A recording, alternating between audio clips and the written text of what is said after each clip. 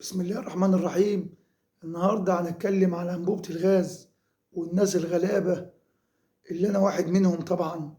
وفعلا بجد أزمة أنبوبة الغاز والناس بتعاني في لقمة العيش عشان توكل عيالها، مش عشان خاطر تملى أنبوبة الغاز.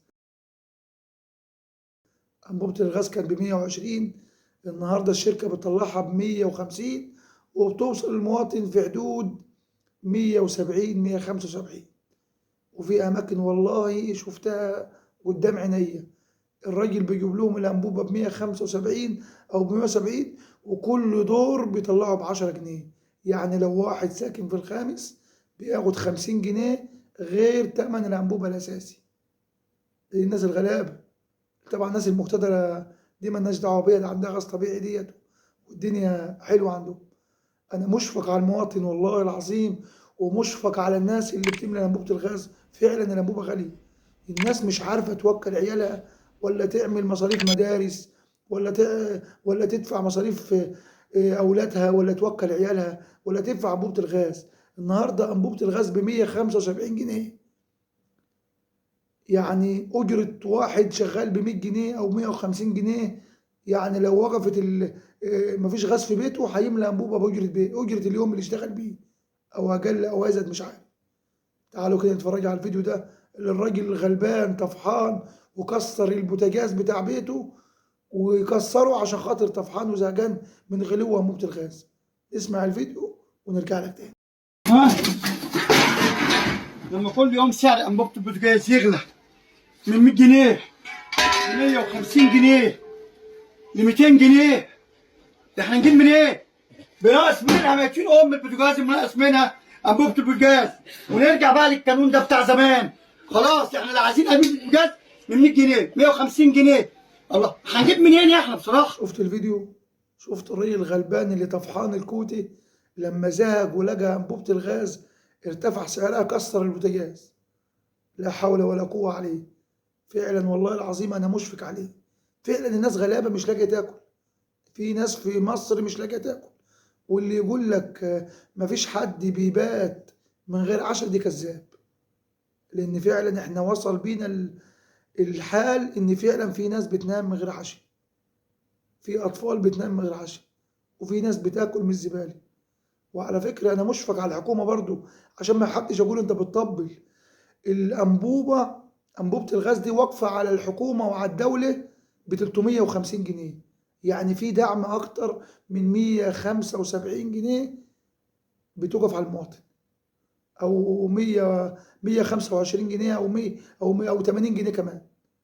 105 و 175 جنيه توصل دعم كمان، فاضل 175 جنيه. فيعني برضو الحكومة مش عارفة تعمل إيه.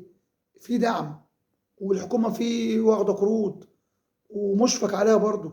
الله يكون في عونهم، شايلين شيلة كبيرة عشان ما حدش يقول انت بتطبل بس. لإحقاق الحق مش أكتر. أنا بقول لإحقاق الحق.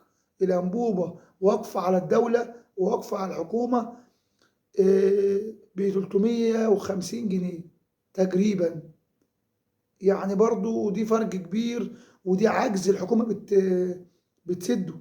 زي ما رغيف العيش برضو واقف على الحكومة بمبلغ وقدره. فخلينا معترفين ان الحكومه بتشيل عجز جامد وبتشيل الدعم على المواطن برضه. فالدوله الله يكون في عونها. مش عاوز اتكلم عن الدوله واتكلم عن الحكومه عشان ما حدش يقول انت بتطبل ومش بتطبل. انا بقول الحقيقه والله، وهي دي الحقيقه اللي الناس غايبه عنها. وفعلا في غلابه والناس مش لاقيه تاكل، وفعلا ان في ناس بتبات من غير عشاء. دي حقيقه، واللي يقول لك غير كده يبقى راجل كذاب وما يعرفش حاجه صراحه يعني. بس ربنا يلطف بينا وربنا يرحمنا برحمته، وربنا يرزق واحد، كل واحد شايل شيلة كبيرة ربنا يعينه. ربنا يعينه ربنا يعينه ربنا يعينه.